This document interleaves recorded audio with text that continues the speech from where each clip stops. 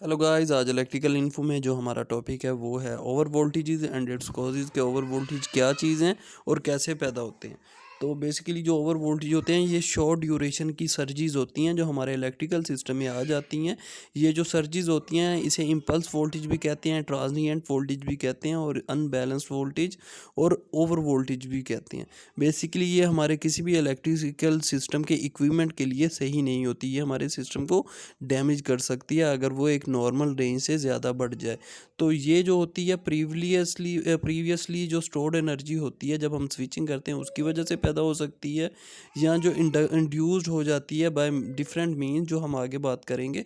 तो उसकी वजह से ये जो ओवर वोल्टेज हमारे सिस्टम में आ जाते हैं। तो ये जो होते हैं दो तरह के होते हैं, एक तो नेचुरली अकर्ड होते हैं या मैन मेड होते हैं, या ठीक है, तो इसके बारे में भी आगे बात करेंगे। तो अब हम बता दें कि ओवर वोल्टेज कैसे पैदा होते हैं। तो ओवर वोल्टेज जो मैन मेड ओवर वोल्टेजेस होते हैं, बेसिकली ये स्विचिंग जब हम करवाते हैं अपनी मोटर्स की, ट्रांसफार्मर्स की, उसकी वजह से जो ओवर वोल्टेज हमारे सिस्टम में आ जाते हैं तो इन्हें जो है मैन मेड कहते हैं। और जो नेचुरली अकर्ड होते हैं, जो जैसे लाइटनिंग वगैरह होगी, जिसे इनडायरेक्ट या डायरेक्ट जो स्ट्राइक होती है लाइटनिंग की, उसकी वजह से जो वोल्टेजेस हाई होते हैं तो इन्हें जो है नेचुरल ओवर वोल्टेजेस कहते हैं। तो अब आ जाते हैं कोजेज़ ऑफ ओवर वोल्टेज की तरफ के कैसे कौन सी चीज़ जो है इन्हें ओवर वोल्टेज को प्रोड्यूस या जो है सर्ज प्रोड्यूस करने में मदद देती है। तो दो तरह की कोजेज़ है, एक इंटरनल कोज है जिसकी वजह से हमारे जो है सिस्टम में ओवर वोल्टेज आते हैं, दूसरी एक्सटर्नल कोजेज़ है। तो ये थोड़े से मैंने दो ग्राफ दिखाए हुए हैं। तो इसमें क्या हुआ है, ये जो ग्राफ है नीचे वाला, तो ये हमारी स्विचिंग सर्ज की वजह से जो हमारे वोल्टेज हाई हो रहे हैं, ठीक है, एक साइनोसाइडल वेव है वोल्टेज की, तो वो किसी किसी जगह जैसे बहुत ज़्यादा हाई हो रही है तो ये ओवर वोल्टेज को शो कर रही है। और ऊपर जो हमारी रेड और ग्रीन और येलो जो हमारी एक वेव फॉर्म हमारे पास है वो जो है रेजोनेंस की वजह से है, ठीक है जी। और इस तरफ जो राइट साइड पे जो है वो एक टावर दिखाया हुआ है जिसके ऊपर लाइटिंग स्ट्राइक कर रही है जो एक्सटर्नल कोज को शो कर रही है। उसके बाद आ जाते हैं बेसिकली जो इंटरनल कॉजेज़ हैं वो आगे फर्दर चार टाइप्स की वजह से जो इंटरनल कॉज आ रही होती है ओवर वोल्टेज की, जो ओवर वोल्टेज की कॉज है इंटरनल कॉज, उसकी आगे चार टाइप्स हैं। सबसे पहली जो है स्विचिंग सर्ज की वजह से है, यानी कि जब हम स्विच कर रहे हैं किसी भी अपनी चीज़ को, ठीक है, बेशक मोटर है, ट्रांसफार्मर है, उसकी वजह से जो हमारे ओवर वोल्टेज आते हैं उसे स्विचिंग सर्ज कहते हैं या स्विचिंग ओवर वोल्टेज कहते हैं। दूसरी कॉज है वो है इंसुलेशन फेलियर। तो बेसिकली इंसुलेशन फेलियर तब होती है जब हमारी लाइन जो है और हमारी अर्थ जो है वो उसके दरमियान फॉल्ट आएगा तो हमारा इंसुलेशन फेलियर होगा।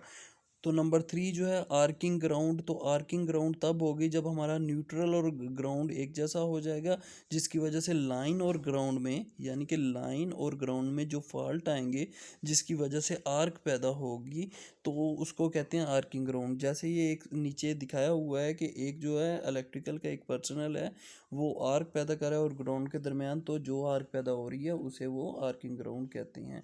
तो उसके बाद आ जाता है जी रेजोनेंस के। रेजोनेंस क्या होती है, तो रेजोनेंस बेसिकली क्या होती है, जब हमारी इंडक्टिव रिएक्टेंस इक्वल हो जाएगी हमारे कैपेसिटिव रिएक्टेंस के, तो रेजोनेंस पैदा होगी जिसकी वजह से क्या होगा, हमारे वोल्टेज जो है हाई हो जाएंगे।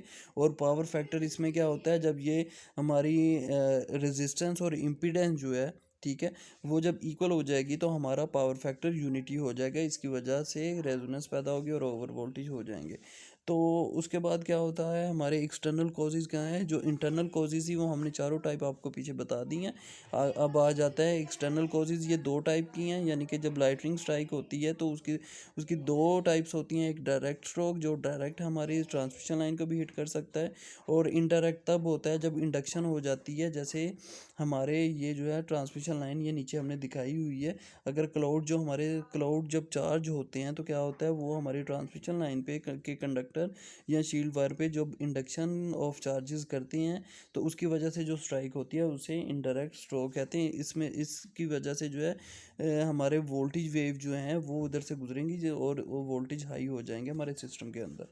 तो उसके बाद आ जाता है जी हमारा डायरेक्ट स्ट्रोक। तो डायरेक्ट स्ट्रोक के बारे में हमें बता दिया कि जब लाइटनिंग डायरेक्टली जो है स्ट्राइक करेगी, ठीक है, हमारे इक्विपमेंट पे, तो उसे डायरेक्ट स्ट्रोक कहेंगे, उसकी वजह से हमारे सिस्टम में वोल्टेज हाई हो जाएंगे।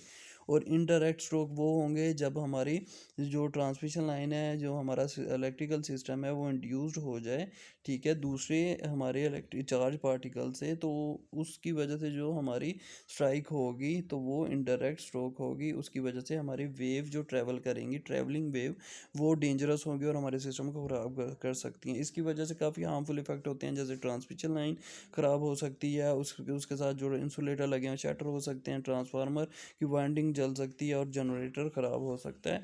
उसके अलावा इसकी 3 प्रोटेक्शन है: earthing screen, overhead ground wire, lightning arrester. तो ये तीनों जो टाइप है हमारे लाइटनिंग से बचाती हैं। इसकी जो इस पे जो हमने वीडियो बनाई है वो पिछली वीडियो है, वो भी हम इधर पिन बटन में हम ऐड कर देंगे।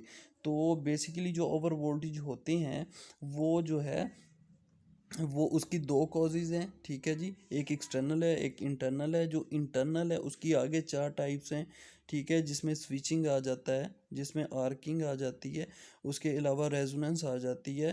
तो इनकी जो ये टाइप्स हैं ये सारी इंटरनल हो रही होती हैं। जो एक्सटर्नल है वो लाइटनिंग स्ट्रोक होती है, जिसकी वजह से वोल्टेज हाई होके हमारे सिस्टम को डैमेज कर सकते हैं। तो इनसे बचने के लिए हम डिफरेंट इक्विपमेंट लगाते हैं, लाइटनिंग अरेस्टर लगा सकते हैं और सर्ज अरेस्टर वगैरह लगाते हैं। तो होप आपको ये ओवर वोल्टेज और इसके कॉजेज़ के बारे में वीडियो अच्छी लगी होगी।